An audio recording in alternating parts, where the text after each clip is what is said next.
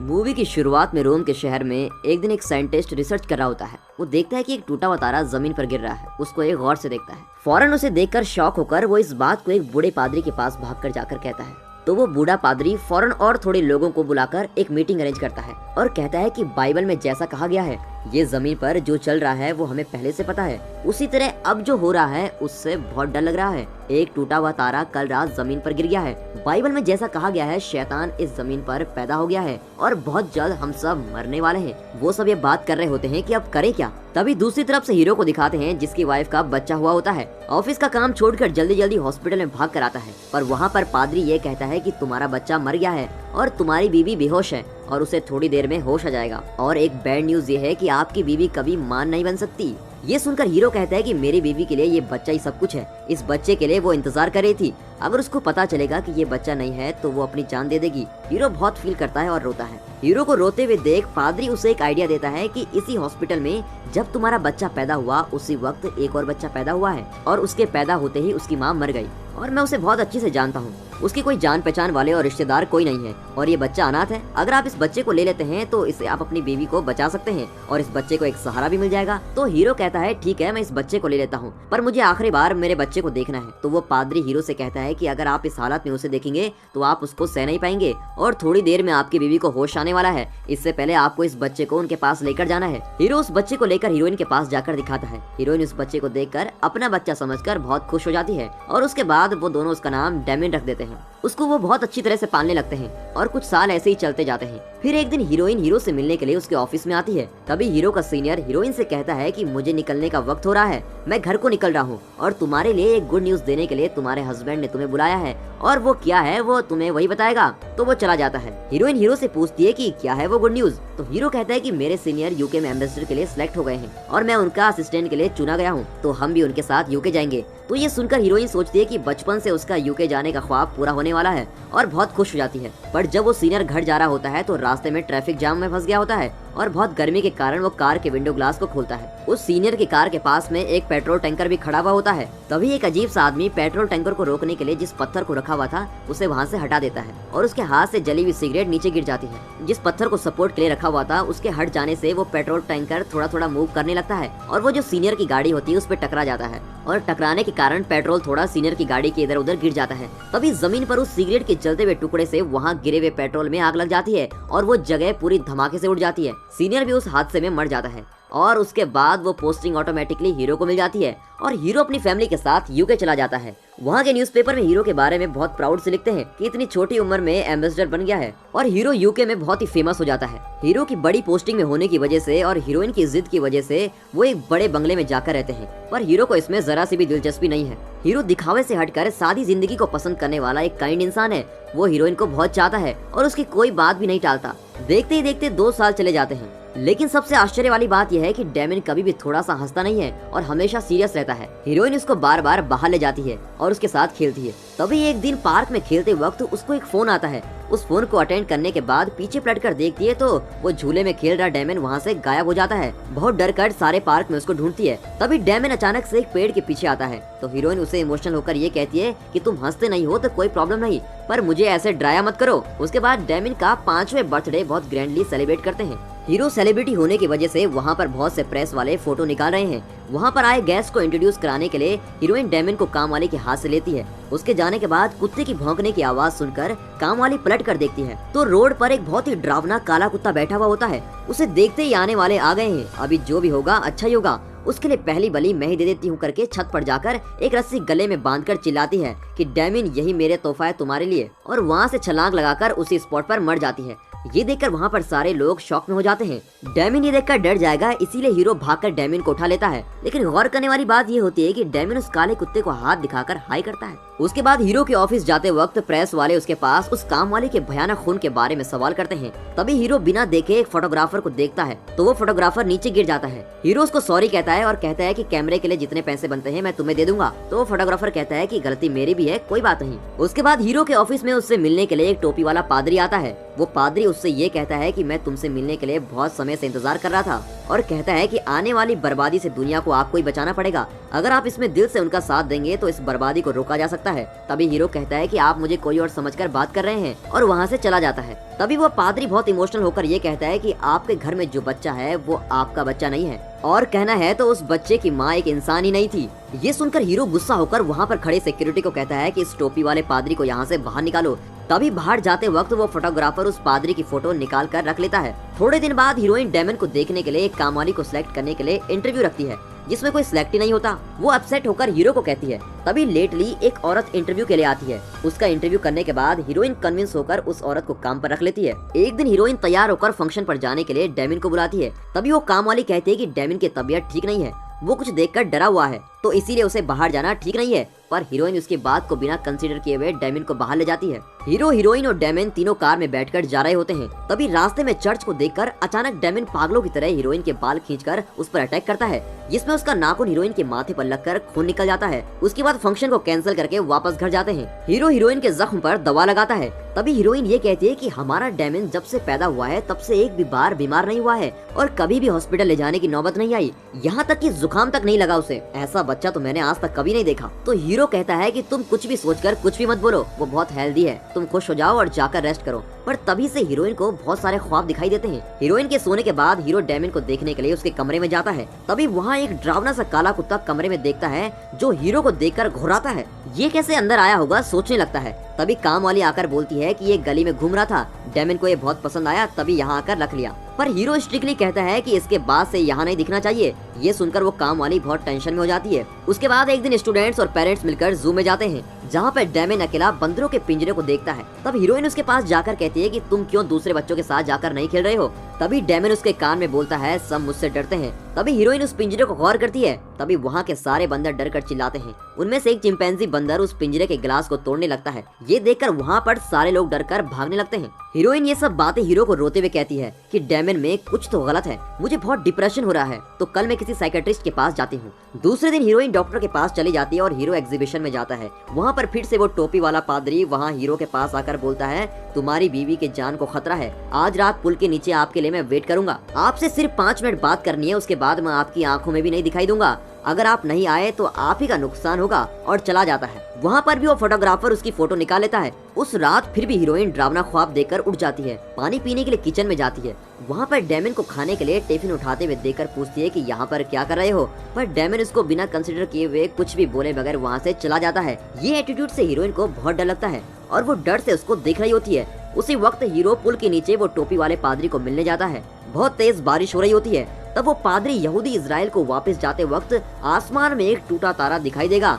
रोम का साम्राज्य फिर जलेगा, तब हम सब मरने वाले हैं। खुदा से शैतान बनेगा और किनारे से शैतान उठेगा और इंसान को इंसान ही मारेगा, और अगर ऐसा हुआ तो इस दुनिया में कोई इंसान नहीं बचेगा। तो हीरो कहता है कि आपने कहा था मेरी बीवी की जान को खतरा है। तभी वो पादरी ये कहता है कि आपकी बीवी प्रेग्नेंट है, आपके घर में जो बच्चा है वो उनके पेट में पल रहे बच्चे को मारेगा और फिर आपकी बीवी को मार देगा। उसके बाद आपकी सारी दौलत उठाएगा और आपको भी जान से मार देगा, इसीलिए फौरन उस बच्चे को मार दीजिए कहता है।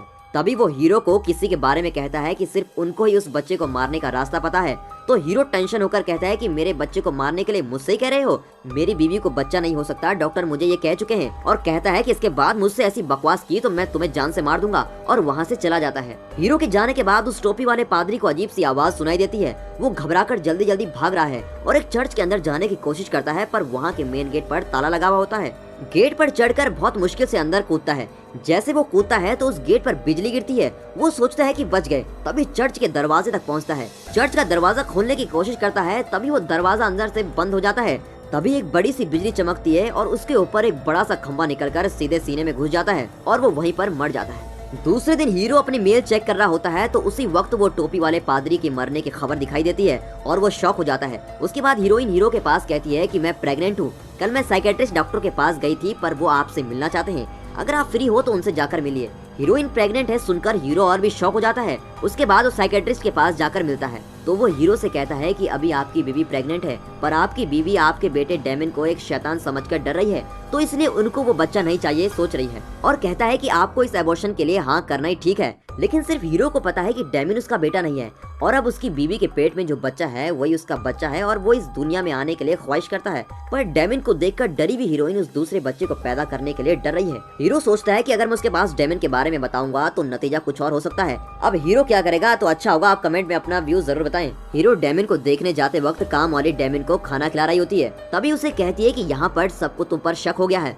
शक को बढ़ने नहीं देना है, फौरन उसको मिटा देना है, जाओ जाकर अपना काम करके दिखाओ। फौरन डेमिन अपनी स्केटिंग साइकिल ले जाकर स्टूल पर खड़ी हुई हीरोइन जो प्लांट्स को पानी दे रही है उस पर टकरा जाता है तो हीरोइन ऊपर से नीचे गिर जाती है और बुरी तरह से घायल हो जाती है और डेंजर हालात में उसको हॉस्पिटल में एडमिट करते हैं। ये खबर सुनकर हीरो जल्दी जल्दी हीरोइन को देखने के लिए हॉस्पिटल में आता है। हीरो को ये कहते हैं कि आपकी बीवी की जान को कोई खतरा नहीं, पर उनके पेट में जो बच्चा था वो मर गया है। अंदर जाकर हीरोइन को देखता है तो हीरोइन उसके कान में ये कहती है कि डेमिन नहीं मुझे मारा है। हीरो इमोशनल होकर घर पहुंचता है। तभी वो काले कुत्ते को फिर से घर में बैठे हुए देखकर और टेंशन में हो जाता है। उसी वक्त हीरो को एक फोन आता है जिसमें वो फोटोग्राफर बात करता है और वो ये कहता है कि टोपी वाले पादरी के बारे में मुझे कुछ बात करनी है, अभी इसी वक्त मुझसे मिलने आओ। हीरो भी फौरन निकलकर उससे मिलने चला जाता है। वहाँ जाने के लिए फोटोग्राफर हीरो को बर्थडे में उठाए फोटोज को दिखाता है और कहता है कि उन सारी फोटोज में वो जो काम वाली के हर फोटो में रस्सी जैसा निशान बना है। मैंने पहले ये सोचा कि ये कैमरे की मिस्टेक होगी, फिर दूसरे कैमरे की फोटोज को भी निकाल कर देखा, उस पर भी ऐसा ही निशान बना हुआ था। उसके बाद जब मैंने पादरी की ऑफिस की फोटो निकाली तब भी ऐसा ही निशान बना हुआ था